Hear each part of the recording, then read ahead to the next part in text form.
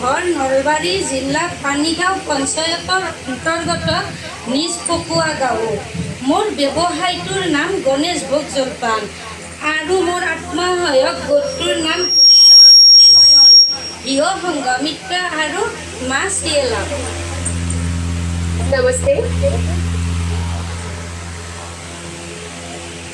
नमस्ते, मेरा नाम सेवानी साउथ है। मेरा घर नलबाड़ी ज़िले के पानीगांव पंचायत के अंतर्गत निज पकवा गाँव में है।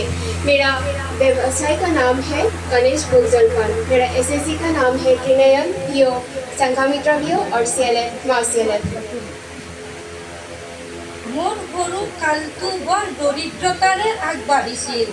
মই নিজৰ প্ৰয়োজনীয়খিনিও মোৰ পৰিয়ালে যোগান ধৰিব পৰা নাছিল। মই দৰিদ্ৰ কি তাক অতি ওচৰৰ পৰাই দেখিছোঁ। আনকি মোৰ বিবাহো হৈছিল এটি BPL পৰিয়ালতে। কৰ্ম সন্ধানৰ বাবে বিয়াৰ পিছত আমি গুৱাহাটী চহৰত ঘৰ ভাড়া কৰি আছিলোঁ। ঘৰে ঘৰে কাম বন কৰি কোনোমতে আমাৰ জীৱনটো অতিবাহিত হৈছিল। मेरे जीवन की शुरुआत काफ़ी गरीबी में हुई थी, जिसकी वजह से मेरा परिवार मेरी बुनियादी ज़रूरतों को पूरी करने में असमर्थ था। मैंने गरीबी बहुत करीब से देखी है, यहाँ तक कि मेरी शादी भी एक बहुत ही गरीब परिवार में हुई थी। शादी के बाद काम करने के लिए हम गुवाहाटी शहर गए और वहाँ पे किराए के घर में रहने लगे। वहाँ हम दूसरों के घर में मजदूरी करके अपना गुजारा करते थे। जैसे तैसे काम करके हम अपना जीवन व्यतीत कर रहे थे। এনেদৰে কাম বিচাৰি বিচাৰি সেই সময়ৰ অতি জনপ্ৰিয় জলপান প্ৰস্তুত কৰা ব্যৱসায় প্ৰতিষ্ঠান ভোগালী জলপান নামৰ ব্যৱসায় প্ৰতিষ্ঠান এটাত কাম কৰাৰ সুযোগ পাওঁ। তেতিয়া প্ৰতি ঘৰতে মাত্ৰ ভোগালী জলপানৰ উৎপাদিত সামগ্ৰীত পিঠা, লাড়ু, সান্দহ, চিৰা আদিৰ বৰ সমাদৰ লাভ কৰিছিল। অসমীয়া সমাজ ব্যৱস্থাত জলপানৰ এটি বিশেষ ভূমিকা আছে। ই অসমীয়াৰ আৱেগ, পৰম্পৰা আৰু আতিথ্যৰ ভূমি। वैसे काम करके एक दिन जलपान बनाने वाली नामी संस्थान भोगाली जलपान में मुझे काम करने का अवसर मिला। उस समय में संस्थान के माध्यम से भोगाली जलपान का सामग्री जैसे पिठा, लड्डू, तिल पिठा आदि बाजार में काफ़ी लोकप्रियता हासिल कर रही थी। असमिया समाज में जलपान का एक विशेष स्थान है और यह असमिया संस्कृति की परंपरा और आतिथ्य का प्रतीक है। এই ভোগালী জলপানত মই কাম কৰোঁ আৰু তাৰ বিভিন্ন কাৰিকৰী দিশ, কৌশল, সংৰক্ষণ পদ্ধতি আদি আয়ত্ত কৰোঁ। ই মোৰ বাবে বেছি কঠিন নাছিল, কিয়নো গাঁৱত থাকোঁতে মই বিভিন্ন পিঠা পনা আদি বনোৱা কামত আগৰণুৱা আছিলোঁ। মাত্ৰ কিছুমান নতুন পদ্ধতি শিকি মোৰ কৌশলে বৃদ্ধি হৈছিল। যদিও জীৱন যুদ্ধত দৈনন্দিন হাজিৰা কৰি পোৱা টকা কেইটাৰে চলিবলৈ মোৰ কঠিন হৈছিল। मैं इस भोगाली जलपान में काम कर रही थी और इसकी विभिन्न तकनीकी कौशल और संरक्षण विधियों को अच्छी तरह से सीख रही थी। ये मेरे लिए बहुत कठिन भी नहीं था, क्योंकि मैं अपने घर में ही पिठा आदि बनाना सीख लिया था। जितना मैं जानती थी उससे कहीं अधिक मैंने यह विभिन्न प्रकार की पिठा बनाना सीखा और मेरा काम आगे बढ़ता गया। यहाँ नई नई पद्धतियाँ सीखने से मेरा कौशल जरूर बढ़ा, लेकिन इससे हमारे परिवार का गुजारा नहीं हो पा रहा था।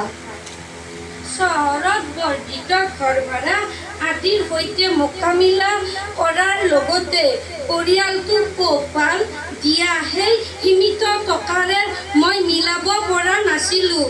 মই এটা সিদ্ধান্ত ল'লোঁ, গাঁৱলৈ ঘূৰি গৈ মই নতুনকৈ এটা ব্যৱসায় আৰম্ভ কৰিম। उन सीमित पैसों से मेरा परिवार की ज़रूरतें पूरी नहीं हो पा रही थी, इसलिए मैंने अपने गांव वापस आकर खुद का व्यवसाय शुरू करने का निर्णय लिया। প্ৰথমে সামান্য জমা পুঁজিৰে পিঠা লাড়ু বনাই স্থানীয়ভাৱে বিক্ৰী কৰিলোঁ। তেনেদৰে চলি থাকি 2016 চনত আত্মসহায়ক গোটত সোমালোঁ। তাৰ পৰা আৰু ঘূৰ্ণিমান পুঁজি 5,000 পালোঁ। সেই টকাটো মই মোৰ ব্যৱসায়ত লগালোঁ। যিহেতু 5,000 টকাৰে বিশেষ একোৱেই নহয়, সেয়ে চিয়েলামৰ পৰা 25,000 টকা লৈ সেই টকাৰে পিঠা লাড়ু বনাবলৈ অলপ মাটিৰ যোগাৰ কৰিলোঁ। सबसे पहले मैंने थोड़े से पैसों की पूंजी से पीठा और लड्डू बनाना शुरू किया और उन्हें स्थानीय बाजार में बेचना शुरू कर दिया। इस तरह काम करते हुए 2016 में मैं एक सेल्फ हेल्प ग्रुप से जुड़ गई। वहाँ से मुझे रिवॉल्विंग फंड की तरफ से 5,000 रुपये मिले। उन रुपए को भी मैंने अपने व्यवसाय में लगा दिया। चूँकि 5,000 रुपये व्यवसाय के लिए पर्याप्त नहीं थे, इसलिए मैंने CLF से 25,000 का CIF ऋण में ले लिया। उन पैसों से मैंने पीठा और लड्डू बनाने के लिए थोड़ी जगह निकाली। 25,000 টকা লোৱাৰ পিছত মোৰ অলপ ব্যৱসায় চলোৱাত সুবিধা হৈছিল যদিও ব্যৱসায় চলাবলৈ বেছিকৈ মূলধনৰ প্ৰয়োজন হয়। সেয়েহে অসম গ্ৰামীণ বিকাশ বেংকৰ পৰাই মই আত্মসহায়ক গোটৰ জৰিয়তে 2 লাখ টকাৰ লোন লওঁ।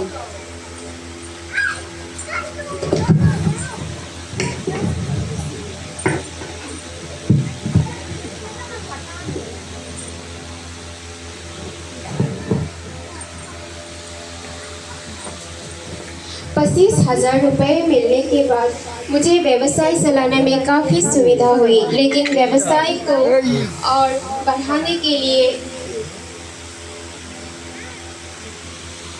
व्यवसाय के लिए अधिक पूंजी की आवश्यकता थी। इसलिए मैंने असम ग्रामीण विकास बैंक से आत्मसहायक गोट के माध्यम से 2 लाख रुपए का लोन लिया।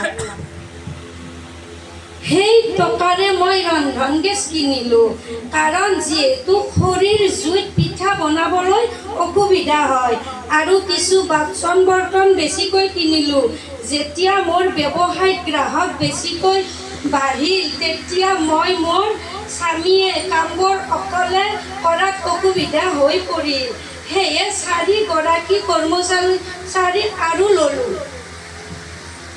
उन पैसों से मैंने LPG का कनेक्शन लिया, क्योंकि लकड़ी की चूल्हा में पीठा और लड्डू बनाने में बहुत कठिनाई होती थी। साथ ही उन पैसों से कुछ नए बर्तन भी खरीदे। जैसे जैसे मेरा व्यवसाय का ग्राहक बढ़ने लगे, मुझे और मेरे पति को अकेले में काम संभालने की दिक्कत होने लगी। इसलिए मैंने 4 महिला कर्मचारियों को काम पर रखा। যিহেতু গ্ৰাহক বাঢ়িল, মোকো যোগান বেছিকৈ লগা হ'ল। সেয়েহে মই বৰা চাউলটো কলিয়াবৰ আৰু ওদালগুৰিৰ পৰা অনা কৰিলোঁ। चूँकि ग्राहक बढ़ गए थे, इसलिए मुझे सामान भी ज़्यादा बनाना पड़ रहा था। इसलिए मैंने बोरा चावल को, जिसे पीठा बनाया जाता है, वो कलियावाड़ उदालगुड़ी जैसे जगहों से खरीदने लगे। নাৰিকলটো কিনি আনি ৰুকি ভাজিবলৈ বহুত সময়ৰ প্ৰয়োজন হয়। সেয়ে আমি নাৰিকলৰ গুড়িটো কিনি আনো, তেতিয়া আমাৰ সময় ৰেহাই হয়। আমি নাৰিকলৰ গুড়িটো নলবাৰীৰ ৰুমা বেকাৰীৰ পৰাই আনো। नारियल खरीदने और उसे साफ करने के उससे पीसने में काफ़ी समय लग जाता है, इसलिए मैंने नारियल पाउडर बाज़ार से खरीदा। उससे मैं कम समय में पीठा लड्डू बना सकी। नारियल पाउडर नलबाड़ी शहर की रुमा बेकारी से लेती हूँ। আমি লাড়ু পিঠাবোৰ আমাৰ ৰুমা বেকাৰীৰ থলুৱা বজাৰত বিক্ৰী কৰোঁ বা উৎসৱ পাৰ্বণ বিয়া আদি অৰ্ডাৰতো দিওঁ।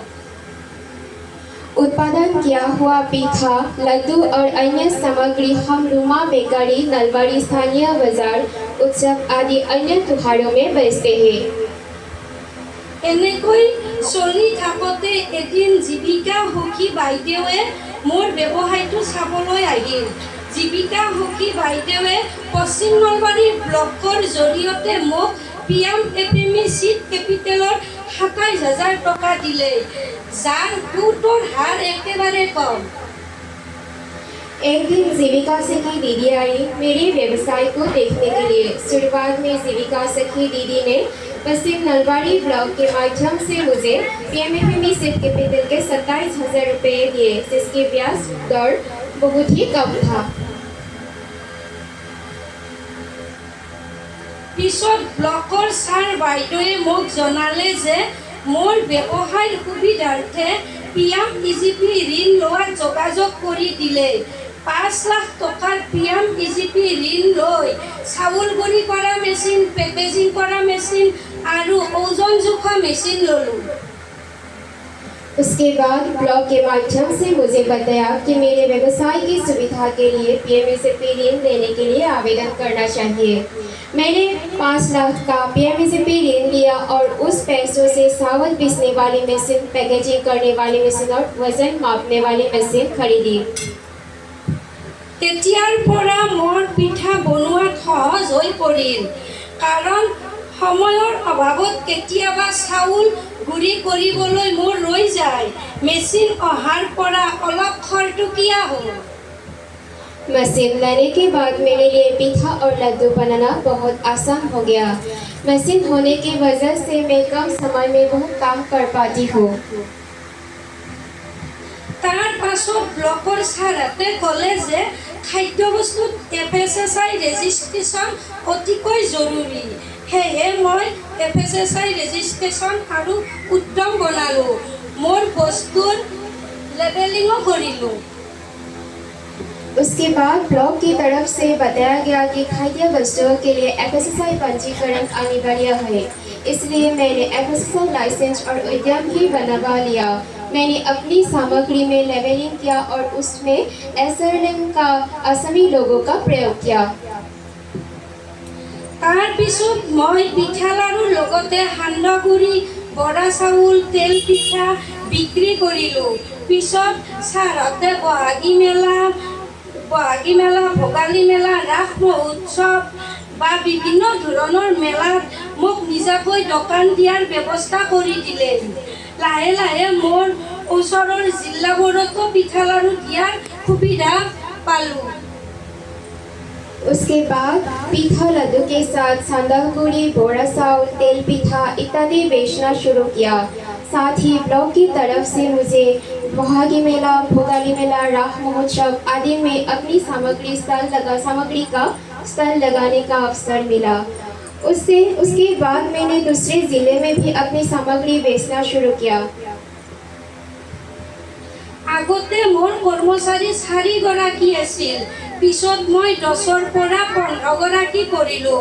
মোৰ লাভৰ টকাৰে এটি পকী ঘৰো বনালোঁ। কৰ্মচাৰীসকলক মাহিলী মজুৰি 10,000ৰ পৰা 12,000ৰ ভিতৰত দিওঁ। पहले मेरे कर्मचारी 60 थे, अब मेरे पास 12 से 15 कर्मचारी प्रतिदिन काम करते हैं। व्यवसाय से हुआ आमदनी से मैंने अपने परिवार के लिए एक पक्की घर बनवाई। मैं अपनी कर्मचारियों को मासिक वेतन 10 से 12,000 रुपये देती हूँ।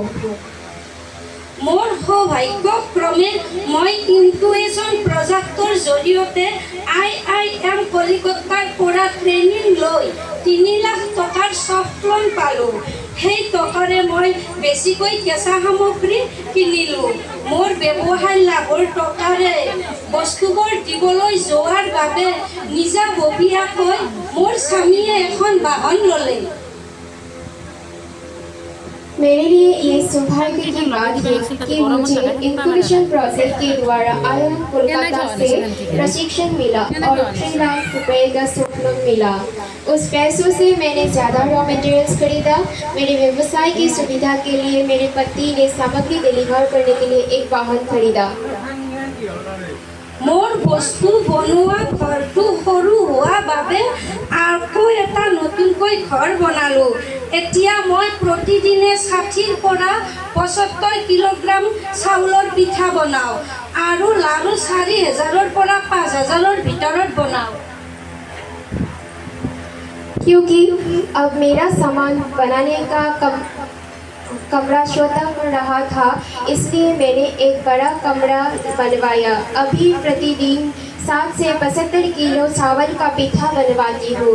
साथ ही हर रोज 4 से 5 हजार लड्डू बनवाती हूँ। मेरी वार्षिक बिक्री 35 से 35 लाख के बीच में होती है और मेरी वार्षिक आय 9 से 10 लाख के बीच होती है। এতিয়া বৰা চাউল আৰু মিঠাতেল আমাৰ কুঁহিপাত FBCৰ পৰা লওঁ, সেয়ে মই বস্তুখিনি ওচৰতে পাইছোঁ। अब मैं बोरा चावल और सरसों का तेल हमारे पश्चिम नलबाड़ी ब्लॉक के अंदर कुहीपात FBC से लेती हूँ, इसलिए मुझे ये सामान पास ही मिल जाते हैं। ভৱিষ্যতে মোৰ পৰিকল্পনা আছে যে নলবাৰী চহৰৰ সমাজত এখন দোকান দিয়াৰ, য'ত মই বনোৱা সামগ্ৰীবোৰ বিক্ৰী কৰিব পাৰোঁ, মোৰ ব্যৱসায়টো আৰু ডাঙৰ কৰিব পাৰোঁ বা মোৰ পিঠা বনোৱা ঘৰটো সুবিধাদায়ক কৰিব পাৰোঁ। भविष्य में मेरी योजना है कि नलबाड़ी शहर के बीचों बीच मेरी अपनी एक दुकान हो, जहाँ मैं अपने बनाए हुए सामग्रियों को बिक्री कर सकूँ। इससे मेरा व्यवसाय और भी बड़ा हो सकेगा और मेरे पीठा और लड्डू बनाने के घर को अधिक सुविधाजनक बना सकूँ। মই বিশেষভাৱে বিষয়া কৰ্মচাৰীসকলক ধন্যবাদ দিবলৈ বিচাৰিছোঁ ইনকুৱেজ প্ৰজেক্টৰ জৰিয়তে ছফ্ট লোন কৰি দিয়াৰ বাবে, কাৰণ এই লোনটো বিনা সুতৰ হোৱা বাবে মোৰ বহুত সুবিধা হৈছে। मैं विशेष रूप से हमारी SRM और IIM कलकत्ता को धन्यवाद देना चाहती हूँ, क्योंकि इंक्यूबेशन प्रोजेक्ट के माध्यम से सब लोन मिलने के कारण मुझे सुविधा हुई, क्योंकि इस लोन को बिना ब्याज के चुकाने की सुविधा ने मेरे लिए बहुत ही मदद की है। সদশেষত মা চিয়েলা BMMU পশ্চিম নলবাৰী আৰু DMMU নলবাৰী SRLM তথা জিলা প্ৰশাসনক অশেষ ধন্যবাদ জ্ঞাপন কৰিছোঁ। अंत में माँ CLF, BMMU पश्चिम नलबाड़ी, DMMU नलबाड़ी, SRLM और जिला प्रशासन नलबाड़ी को बहुत बहुत धन्यवाद ज्ञापन करती हूँ। नमस्ते।